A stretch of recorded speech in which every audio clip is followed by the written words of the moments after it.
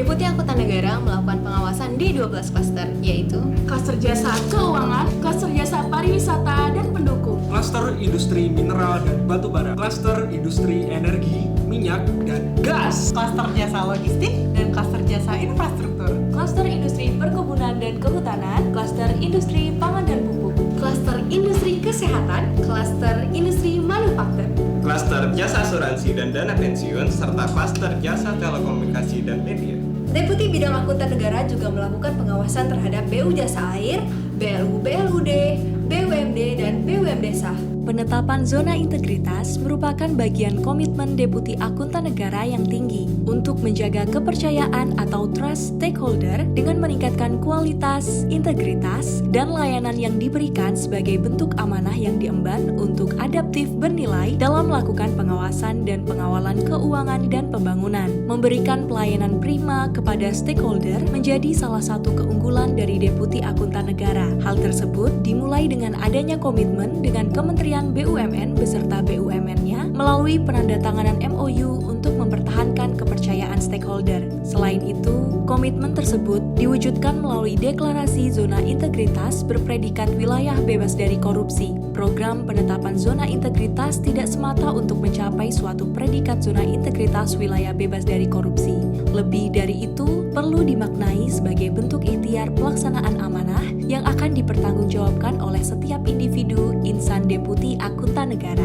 Deputi Akuntan Negara secara terus-menerus melakukan perbaikan dalam pembangunan zona integritas, baik dari sisi proses bisnis internal, pengembangan dan inovasi di bidang pengawasan. Hal tersebut dilakukan untuk memenuhi kebutuhan stakeholders maupun menjawab tantangan isu nasional dan juga isu global. Dalam hal pengawasan, Deputi Akuntan Negara telah memberikan pelayanan prima kepada BUMN, baik assurance maupun consulting. Pengawasan tersebut antara lain berupa aksi korporasi, pengawasan strategis nasional antara lain pengawasan P3DN, pengawasan penyertaan modal negara, dan pengawasan proyek strategi nasional.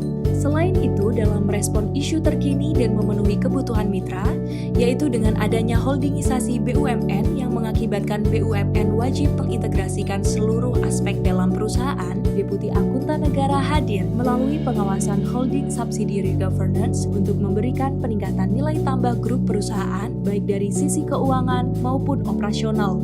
Di samping itu, dengan adanya program pemerintah mengenai pencapaian tujuan pembangunan berkelanjutan atau SDGs dan mencapai net zero emission, Deputi Akuntan Negara ikut berperan dalam memberikan rekomendasi dan meningkatkan kredibilitas atas aktivitas berkelanjutan serta pelaporannya.